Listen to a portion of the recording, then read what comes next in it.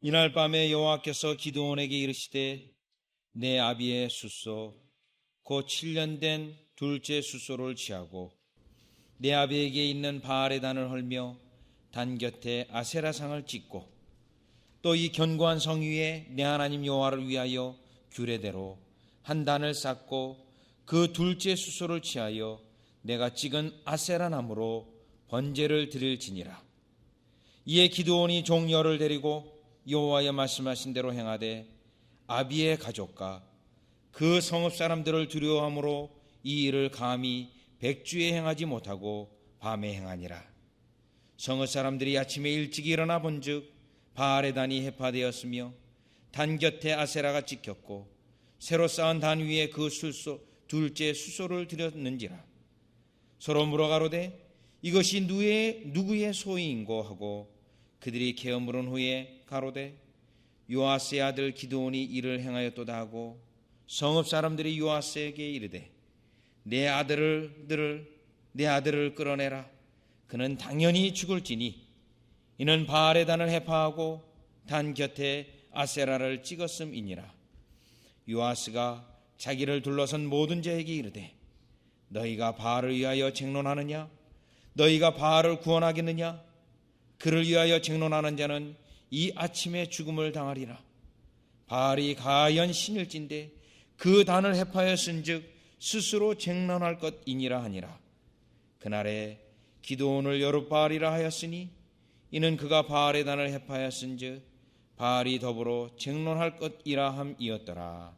아멘. 성경에서 하나님의 부르심을 받고 매우 곤혹스러워하는 인물들이 여럿이 있었습니다.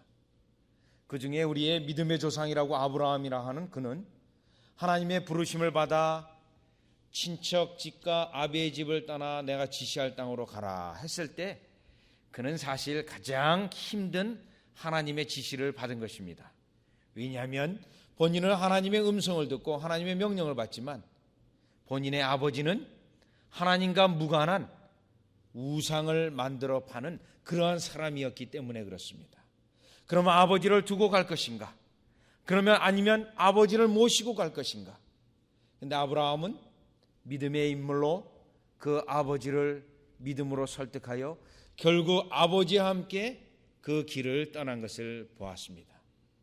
그런데 오늘 본문도 역시 하나님께서 기드온을 부르시고 기드온을 통하여 이스라엘 백성을 구원하시고자 하시는데 기드온이 확신이 없었습니다. 그래서 하나님께서 그 드린 제물에 불을 내시고 그에게 평강과 확신을 주었습니다. 그리고 나서 그날 밤 하나님께서 기드온에게 첫 번째 임무를 부과하는데 그 임무는 자신의 아버지인 그 아버지는 우상을 섬기는 그러한 인물이었는데 그 아버지가 섬기고 있는 우상을 없애버리라고 하는 하나님의 명령을 받은 것입니다.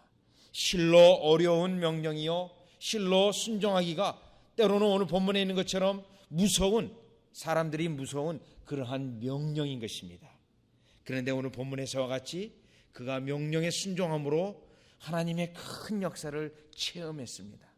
그래서 저는 오늘 이 본문을 통해서 여러분들이 때로는 하나님의 부르심, 그 부르심 속에서 많은 어려움들이 있는데 때로는 그 어려움들이 가장 가까운 나의 남편이나 때로는 나의 아내나 또 나의 가족들로부터 그 영적인 원리를 몰라서 오는 그 어려움에 대해서 오늘 기드온의 모습을 보고 여러분들이 하나님으로부터 도전을 받고 하나님으로부터 은혜를 누리시기를 바랍니다.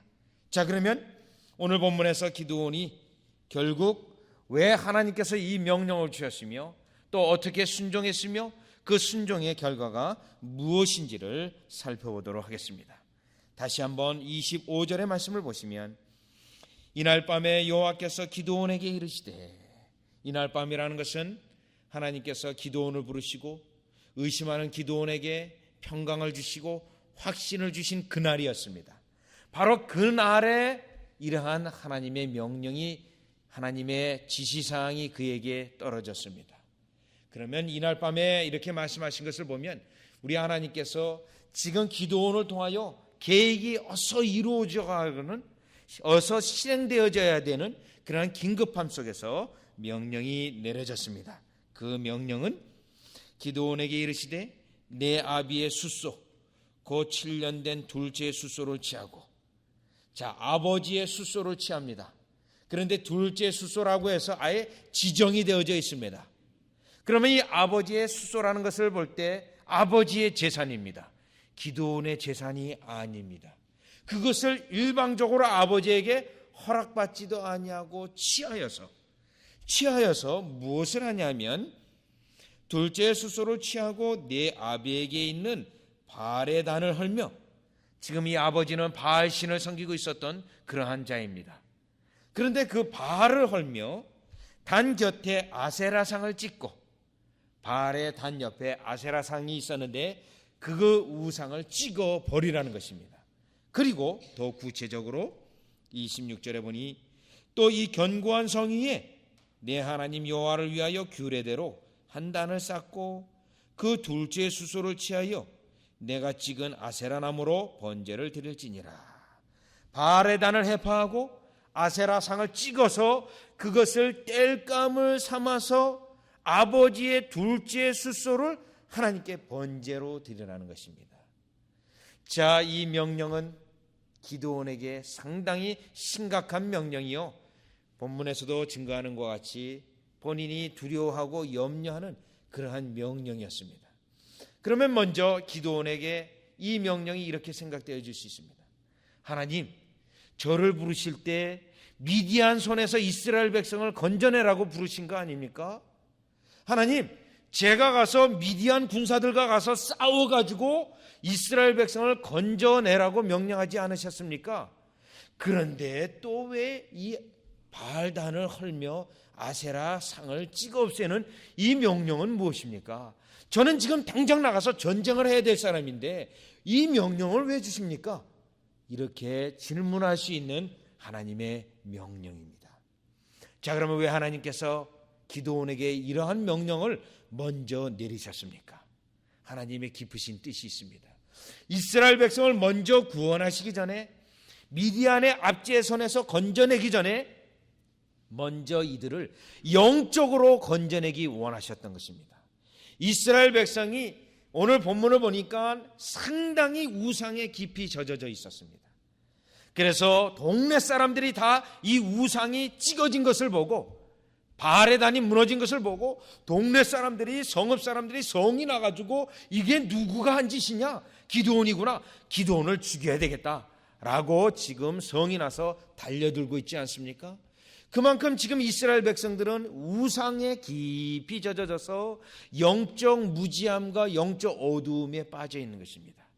그래서 하나님 입장에서는 이들이 지금 미드안 손에서 건져내는 것이 우선순위가 아니라 이들을 먼저 영적 어두움에서 건져내는 것이 우선순위였기 때문에 기드온에게 이 명령을 내리신 것입니다. 오늘날 하나님께서 우리를 어려움에서 건져내실 때 그 어려움에서 먼저 건져내는 것이 우선순위에 있는 것이 아니라 우리가 영적인 어두움이나 우리에게 있는 영적인 우상을 먼저 제거하는 것이 하나님의 입장에서 우선순위인 것입니다. 사실 우리 입장에서는 하나님, 어려움이 더 먼저 해결되는 것이 우리에겐 우선순위입니다. 그 다음에 하나님 잘 믿을게요, 하나님만 섬길게요, 우리는 이렇게 하지만 하나님께서는 영적 어두움에서 건져내는 것이 우선순위입니다. 왜냐하면 우리가 영적 우선순위에서 건짐을 받는 것보다 이러한 물리적인 어려움에서도 건져내면 건짐을 받고 난 이후 딴 생각을 합니다. 딴 생각을 하고 하나님 잘 믿을게요 했던 약속을 우리는 까먹고 다시 옛날로 돌아가는 우리의 모습입니다. 그래서 하나님께서는 이와 같이 아니하시고 먼저 영적인 어두움에서 건져내기 위하여 지금 바알단을 헐어버리고 우상인 아세라상을 찍어 먼저 없애라고 명령하신 것입니다. 때로는 우리에게 어려움이 있을 때 그 어려움의 근거를 보면 우리 속에 있는 우상 때문에 하나님께서 그 우상을 버리게 하기 위하여 어려움을 주실 때가 있습니다. 창세기 34장에 보면 야곱의 식구가 이러한 어려움을 당했는데 그 딸이 하나 있습니다. 그 딸이 하나 디나가 있었는데 그 동네를 구경하러 갔다가 그만 추장에 의해서 욕을 당하게 됩니다. 강간을 당했습니다. 그때 이 야곱은 심히 괴로웠을 것입니다. 그 형제 오빠들도 심히 괴로웠습니다.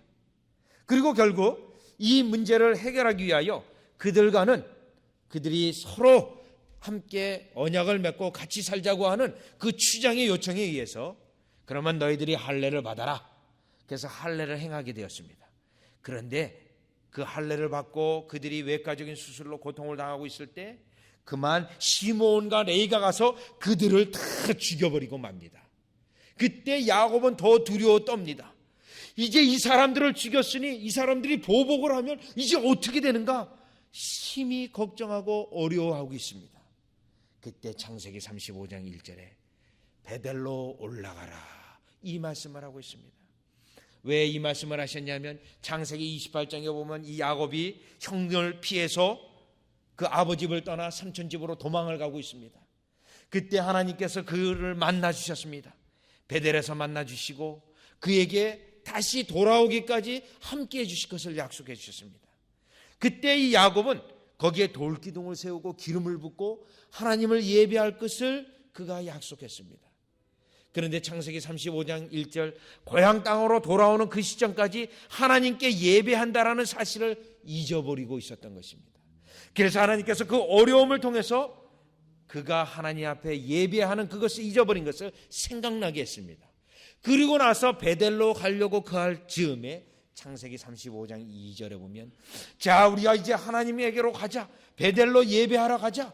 그러나 우리에게 있는 우상을 다 제거하고 가자. 하나님 앞에 우상을 다 제거하고 가는데 사실 그의 사랑하는 아내 라헬이 그 아버지의 우상을 훔쳐가지고 왔었습니다. 그러니 그 10년 그 식구들 속에서도 하나님을 예배하러 가는 그 즈음에 종들도 물론이거니와 우상을 가지고 있었는데 그것을 다 내어놓고 하나님 앞에 예배하러 가자고 했던 것입니다. 오늘 이 이스라엘 백성이 미디안 손에서 먼저 건짐을 받는 것이 문제가 아니라 그들이 영적으로 바알에 묶여져 있었고 아세라 상에 묶여져 있던 그것을 끊어서 그것으로부터 해방되는 것이 먼저였기에 하나님께서는 기드온에게 이와 같은 명령을 주신 것입니다. 오늘날 하나님께서 우리에게도 마찬가지로 적용하고 있습니다. 우리에게 때로는 문제가 있습니까? 때로는 어떠한 압제 속에 있습니까? 영적인 괴로움 속에 있습니까? 그것은 먼저 영적으로 먼저 해결해야 됩니다. 우리 속에 있는 우상을 먼저 제거하는 것이 우선순위입니다. 그리고 나서 하나님께서는 우리에게 외적인 문제, 물리적인 문제를 해결해 주실 것입니다. 그래서 고린도전서 5장 7절에서는 이렇게 말합니다. 너희는 누룩 없는 자인데 새 덩어리가 되기 위하여 묵은 누룩을 내어버리라. 오직 순전함과 진실함에 누룩 없는 떡으로 하자. 누룩 없는 떡. 우리 심령의 더러움이나 우리 심령의 하나님보다 더 중히 여기는 우상을 다 내어버린 후에 하나님을 예배하고 하나님께 봉사하자라는 말씀입니다. 오늘 저와 같이 함께 봉독하였던 교동문 베드로전서 2장 1절에서 6절도 이 같은 내용을 말씀하고 있습니다. 1절과 2절의 말씀을 보면 이렇게 말합니다. 그러므로 모든 악독과 모든 계율과 외식과 시기와 모든 비방하는 말을 버리고 가난 아이들 같이 순전하고 신령한 젖을 사모하라. 다 버리고 우리 속에 있는 우상을 다 버리고 우리가 가장 하나님이 싫어하는 것이지만 우리가 즐겨하는 그런 것들을 다 버리고 하나님께로 돌아가자라는 내용의 말씀입니다. 오늘 우리는 25절 26절 기드온에게 먼저 우상을 타파하라고 하신 그 명령에 대하여 깊이 묵상하심으로 우리가 하나님 앞에 섬기고 예배하기 전에 우상을 버리고 하나님 앞에 문제 해결을 받기 이전에 우리 속에 있는 우상을 다 내어버리는 여러분이 되시기를 주 예수 그리스도 이름으로 축원합니다. 두 번째 오늘 본문을 통해서 깨달을 수 있는 것은 27절에 보면 이 아버지가 섬기고 있는 우상을 다 찍어버리고 다 헐어버리라는 그 명령에 대해서 지금 27절에 기드온이 어떻게 해야 했는지 보시기를 바랍니다. 이에 기드온이 종려를 데리고 여호와의 말씀하신 대로 행하되 아비의 가족과 그 성읍 사람들을 두려워함으로 이 일을 감히 백주에 행하지 못하고 밤에 행하니라. 지금 이 기드온의 심령에는 두려움이 있었습니다. 이 아버지의 우상을 무너뜨리는 것이 아버지의 권위에 도전하는 것이 될 수 있기 때문에 두려워하고 있습니다. 또 성읍 사람들을 두려워하고 있습니다.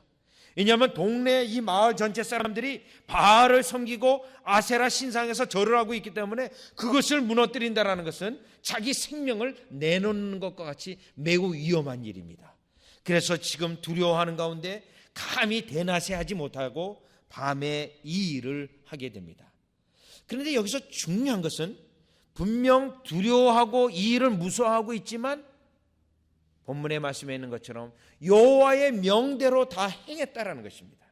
그것은 이 기드온이 이 무서운 두려운 지경 속에서도 믿음을 잃지 않았다는 것입니다. 지혜롭게 이 두려움을 극복하였는데 우리가 하나님 앞에 명령에 순종할 때는 이 두려움이 때로 있을 수 있습니다. 그때 두려움을 여러분들이 극복해야 됩니다. 두려움에 지게 되면 결국 믿음도 없어지게 되고 믿음이 산산조각이 나아져서 하나님 앞에 순종하지 못하고 불순종하게 됩니다. 그 하나의 예를 들어보면 베드로는 어떠한 인물이었습니까? 참으로 예수님의 수속제자로 어떻게 보면 마태복음 16장에처럼 예수는 그리스도 하나님의 아들이요라는 그런 믿음의 고백을 했던 인물입니다. 그리고 그가 다시 예수님을 부장한 후 예수님의 은혜로 회복되어졌습니다. 그리고 그는 예수님의 일을 부활의 사건을 증거했습니다. 그런데 갈라디아서 2장에 보면 이러한 베드로가 사도 바울에게 사람들 많은 데서 혼납니다. 공적으로 꾸지람을 듣습니다. 왜 꾸지람을 들었냐면 외식하였다라고 꾸지람을 듣습니다. 믿음대로 행하지 아니하였다라고 꾸지람을 듣습니다. 그 꾸지람의 내용인즉 안디옥에서 그 베드로가 이방인들과 함께 식사를 했습니다. 물론 그 이방인들은 예수를 믿는 형제들입니다. 식사를 이렇게 하고 있는데 그만 예루살렘에서 유대인들이 올라오게 되었습니다. 그러니 예루살렘에서 유대인들이 베드로가 이방인하고 식사를 함께 하는 것을 보고 아니 유대인이 되어져서 어떻게 이방인하고 함께 식사를 하는가? 이러한 꾸지람을 들을 겁이 덜컥 났습니다. 겁이 덜컥 나니까 그 식사하던 자리를 살그머니 빠져나갔습니다. 그 베드로가 빠져나가니까 그 주위에 있던 유대인들 형제들이 또 빠져나갔습니다. 외식을 했습니다. 식사를 같이 할 때는 믿음의 형제요 같이 했으나 예루살렘에서 온 형제들이 자기를 고소할 그것을 두려워해서 그 자리를 빠져나가고 만 것입니다. 그리하여서 사도 바울에게 꾸지람을 들었는데 공개적인 장소에서 꾸지람을 들었던 것입니다. 그럼 왜 베드로가 그렇게 빠져나갔습니까? 두려움에 사로잡혔기 때문에 그만 외식하고 만 것입니다. 오늘도 우리가 여전히 이 두려움에 빠져 있다면, 때로는 너무 두려움에 사로잡힌다면 우리 속에 있는 믿음은 산산조각 나고 우리의 믿음은 없어지고 결국 하나님 앞에 불순종하게 된다는 하나의 사건입니다. 그러나 본문에서 기드온은 이러한 두려움이 믿음을 없애기 이전에 지혜롭게 밤에 가서 그 일을 함으로 두려움을 극복하였습니다. 순종하였습니다. 때로는 여러분들이 하나님의 명령에 대하여 하나님의 말씀에 대하여 두려울 수 있고 의심할 수 있고 나의 이성으로 맞지 않을 수도 있습니다. 그러나 여러분들이 그러한 것을 물리치시고 지혜롭게 순종하여야 합니다. 누가복음 5장 5절에 보면 예수님이 베드로에게 저 깊은 데 가서 그물을 던지라고 말을 합니다. 그런데 이 베드로는 물고기를 하나도 낚지 못했었습니다. 밤새 수고하였으나 낚은 물고기가 없었습니다. 그때 이 베드로가 예수님에게 이렇게 말합니다. 밤새 수고하여 얻은 것이 없지만은 말씀에 의지하여 내가 그물을 던집니다. 여기서 중요한 포인트는 나의 이성으로 맞지는 않지만 내가 순종합니다. 순종의 포인트가 있는 것입니다. 순종하였더니 그물이 찢어질 정도로의 물고기가 건져 올라와지게 되었습니다. 즉 순종하였을 때 하나님께서 놀라운 기적의 역사를 베드로에게 주신 것입니다. 오늘 본문에 같이 하나님께서 가장 어려운 명령, 아버지의 권위까지도 무시하는 명령인, 그러나 하나님의 권위를 높이는 그 명령을 두려움 가운데 있었지만 극복하고 순종함으로 오늘 이 본문에서 이 기드온은 하나님의 역사를 맛보게 됩니다. 여러분도 그와 같이 하나님의 역사를 맛보시기를 바랍니다. 그러면 여러분들이 말씀을 드릴 것입니다. 그러면 기드온이 무엇을 체험하였습니까? 하나님의 역사를 과연 그는 어떻게 맛보았습니까?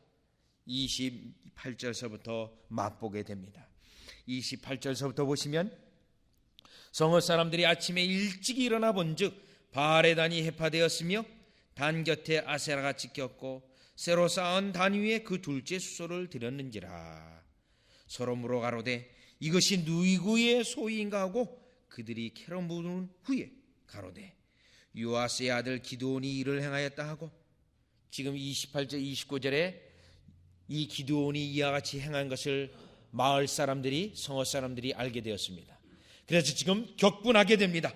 격분하여서 30절에 보니까 성읍 사람들이 요아스에게 이르되 내 아들을 끌어내라. 그는 당연히 죽을지니 이는 바알의 단을 해파하고 단 곁에 아세라를 찍었음이니이다. 완전히 성읍 사람들이 화가 났습니다.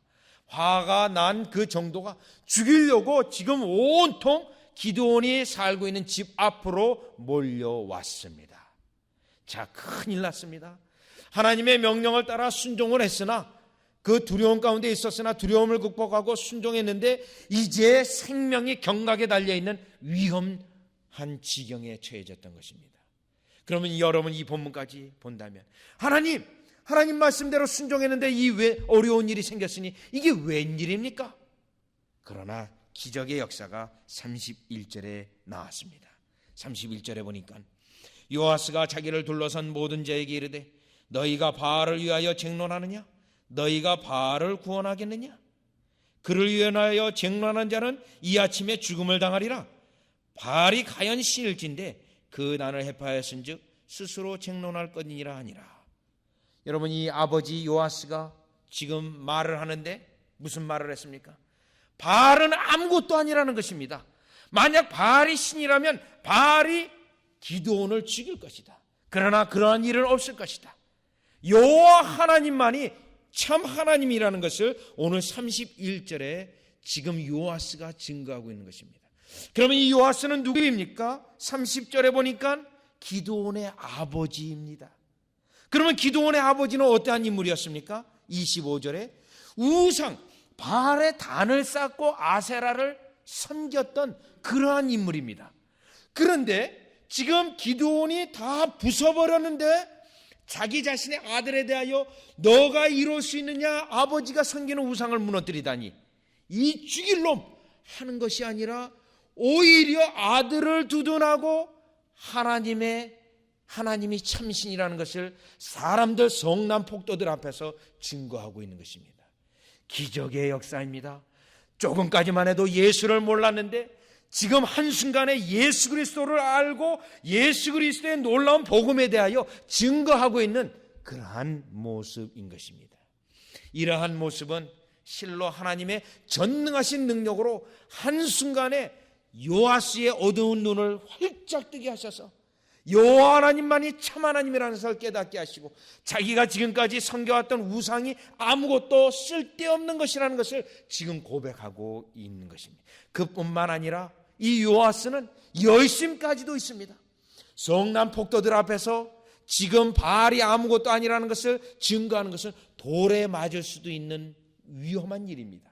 그러나 담대히 나가서 그 하나님이 살아계신 것을 증거하고 있습니다. 참으로 하나님께서 하신 일입니다. 왜냐하면 왜 이러한 일이 하나님께서 하신 일이냐면 마태복음 19장 23절에 보면 예수님께서 부자는 천국에 들어가기가 힘들다, 그러면서 부자가 마치 천국에 들어가려면 낙타가 바늘기에 들어가는 것과 똑같은 일이라고 말했습니다. 그러니까 제자들이 구원 얻는 것이 이토록 어렵구나, 예수님 믿는 것이 이렇게 어렵구나, 누가 과연 예수님을 믿을꼬, 이러한 생각을 했습니다. 그때 예수님께서 제자들을 보시면서 가라사대 사람으로는 할 수 없으되 하나님으로서는 다 할 수 있느니라. 어떻게 보면 오늘날도 마찬가지입니다. 예수를 믿는 것이 얼마나 어려운지 모릅니다. 아무리 복음을 증거해도 요렇게 뺀질 저렇게 뺀질 안 믿겠다고 하면서 그러한 일들이 너무나도 우리 앞에는 많이 있습니다. 전도할 때 우리는 느낄 수 있습니다. 또 때로는 교회에 들어와서도 예수 믿는 것이 얼마나 힘든지 알 수 있습니다. 우리가 예수를 믿게 되면, 이제 교회 다니게 되면 잘 믿을 것 같지만 우리는 잘 믿지 않습니다.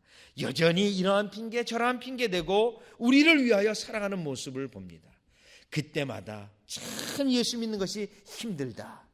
그런데 하나님으로서는 너무나 이 일을 쉽게 하는 것을 볼 수 있습니다. 오늘 우상을 섬기던 기드온의 아버지가 기드온이 우상을 무너뜨린 그 이후에 참 하나님을 발견하게 되고 그 참 하나님에 대하여 간증하고 증거하는 사람으로 바뀌어진 것을 볼 때 우리는 실로 하나님 앞에 순종만 하면 이와 같이 불가능한 일들을 오늘날 여러분에게 가능한 일로, 생각지도 못했던 일들을 여러분에게 이루어 주실 것을 우리는 보게 됩니다. 우리는 실로 참으로 하나님께 감사를 드립니다. 여러분 주위에 사랑하는 남편이, 사랑하는 아내가 아직도 이 참 좋으신 하나님을 모르고 있습니까? 발견하려고 하는데도 발견하지 못하고 있습니까? 오늘 기도원과 같이 하나님 앞에 순종함으로 하나님께서 불가능한 일들이 그곳 위에 역사하도록 여러분들이 순종하시기를 바랍니다. 오늘 이 놀라운 기적의 역사를 본 사실 기도원은 더 놀랐을 것입니다. 아니, 아버지가 어제까지만 해도 아사라상에서 절을 했는데 이게 웬일인가? 그 입술에서 바알이 아무것도 아니요 참 하나님이라는 것을 고백하는 그것을 보았을 때 가장 놀란 사람은 사실 기드온이었습니다. 하나님이 정말 살아계시구나. 하나님께서는 이렇게 영혼을 변화시키는구나. 나를 부르신 하나님, 나를 이 미디안 손에서 이스라엘 백성을 건져내라고 한 그 부르심은 하나님의 부르심이라는 것을 확증하고 그의 심령에는 이제 하나님에게 순종하고자 하는 그 열심이 더 일어났을 것입니다.